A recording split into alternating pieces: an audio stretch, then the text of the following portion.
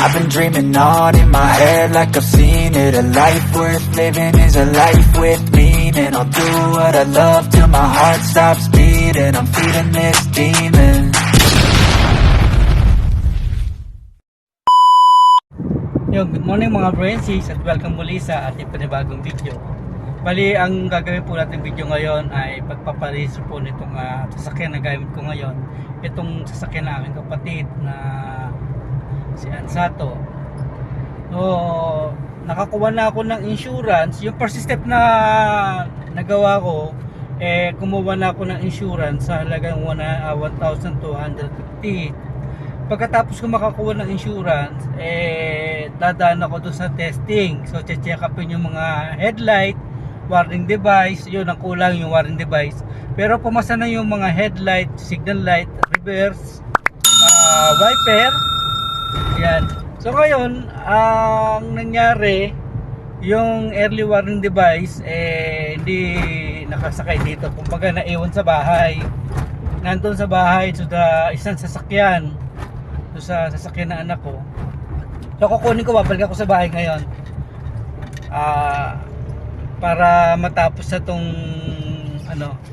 itong pagpaparehistro ngayong araw na to. Sana maaga ako matapos. Ayan, actually nandito na ako sa Barangay Sampaloc. Ito, pakita ko.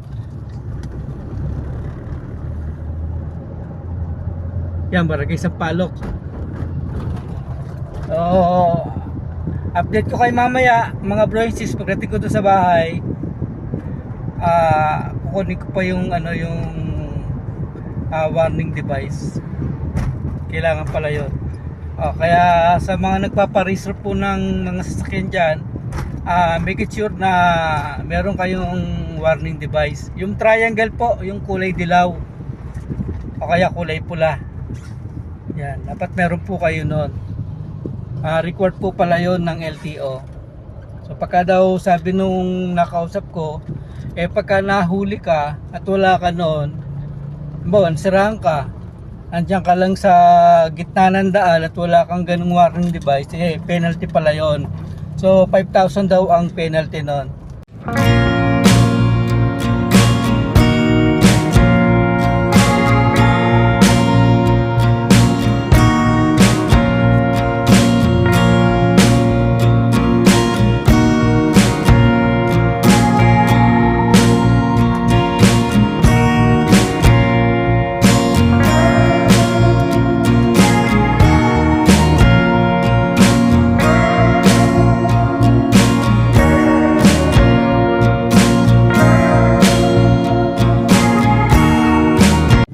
Okay na, pumasa na rin sa wakas.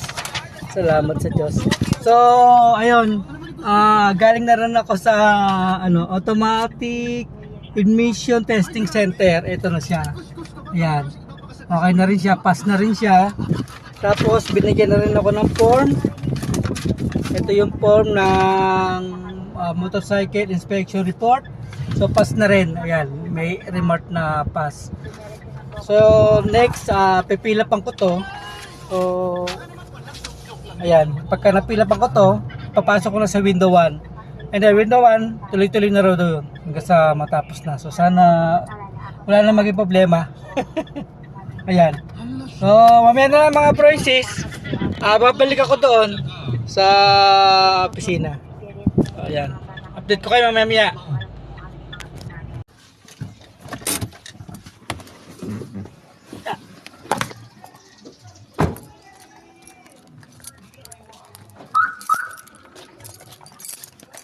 Bulsa ko muna to.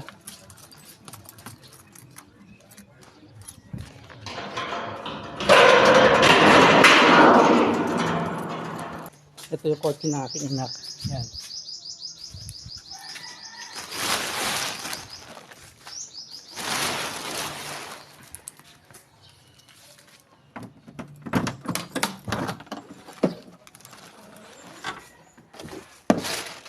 Yun, yan. Ito siya. Okay. Thank you Lord. Meron na. Sana okay na to. Aba. Kailangan pala to. Yung warning device. Oo. Bakit? Nahanap ng LTO. Sino ano ba paka-register mo? Yung kay Monmon. Yung kay Ann. Saan? Oo. Ito. Check ko muna. Kuya, pawak muna ng cellphone. Naka-video yan eh. Warning device yan. Check ko lang. Yan, dalawa pala. Oo, isang pula at saka isang dilaw yan eh.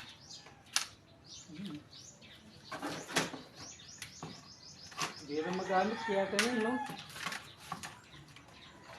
Nasa ko kaya? No. Baka kasi sabihin, bakit kayo nang itsura eh. Saka lang, wala ko nang... Wala ka ba pang mulot yan? Ayun o, Saan? nakasampay. Tumasan ko lang. Baka kasi hindi pumasa. Saan dito kuya? Yan. Dalawa yung mga nakasabit na yan. Ito? Ayan, yung kulay itim. Dumi.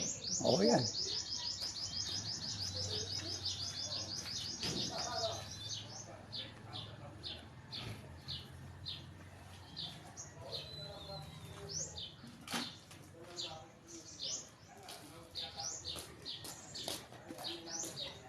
Tumasan ko lang. Hindi ko alam na kailangan to eh. Dapat pala, kagabi pa, sinakay ko na to. Yung device yun, kailangan talaga yun. Oo nga. Ito na. Sa Panginoon ko pumasa. Hindi okay sana.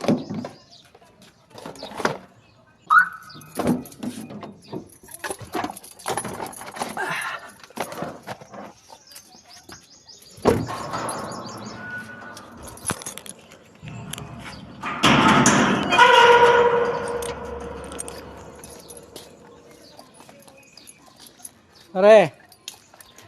Hi ka pa mo pare. Ako pare ko. Sige pare.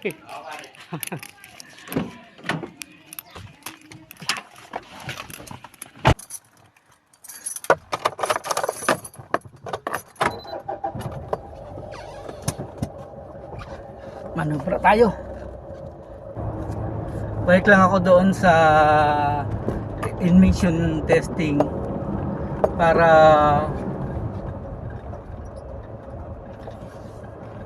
matesting na rin to, tapos bago ako bumalik doon sa naghahanap ng warning device. Ito yung feeling ko sa window 1. Balik ako sa window. Napasok ako sa window 1 and then mag-antay ako ng tawa para bayaran.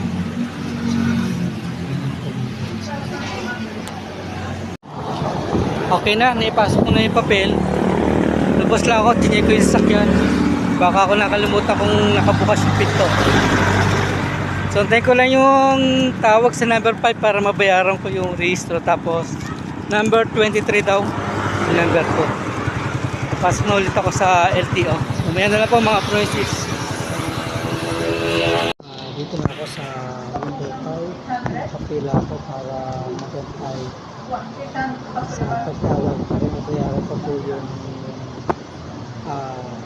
registro. Pagkatak ko sa inyo.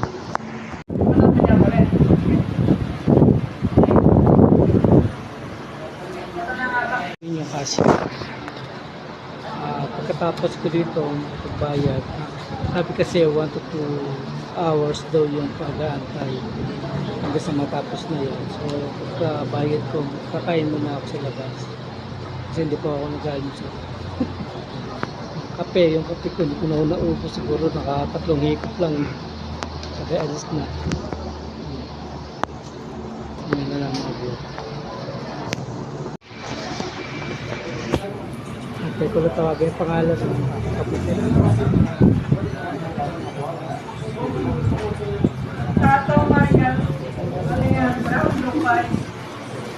Kano ma'am?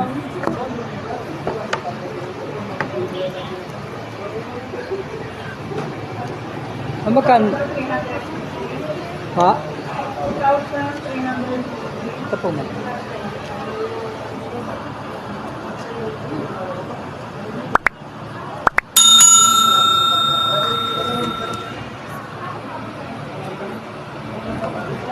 Ito, tapos pwede na umuwi.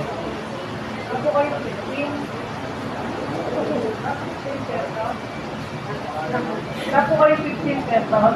Wala po, ma'am.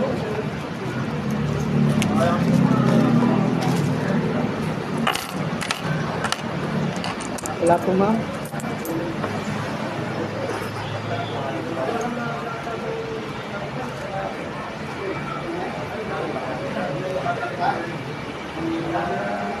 Torsi lang, ma'am.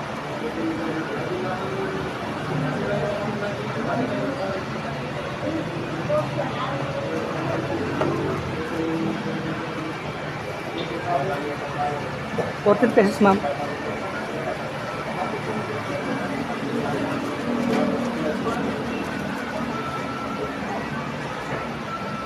Donald. Sir. Okay na po, ma'am. Okay po, ma'am. Salamat po.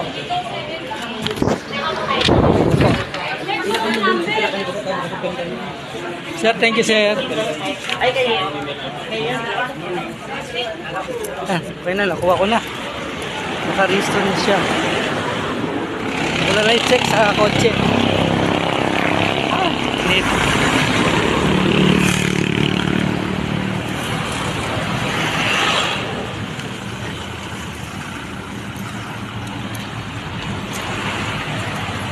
Thank you, Lord. Tapos din. Sa window 5, magbabayad tapos ibibigay na to. So gagawin ko, maghanap ako ng Xerox copy, papa-Xerox ko to. Tsaka ako palalaminate. Diba yan ang init? So papa-Xerox ko muna. Ay kaya lang wala akong barya. Yeah. ₱40 nga pala yung barya ko kanina, kinuha ko ng ano. Yung nasa cashier.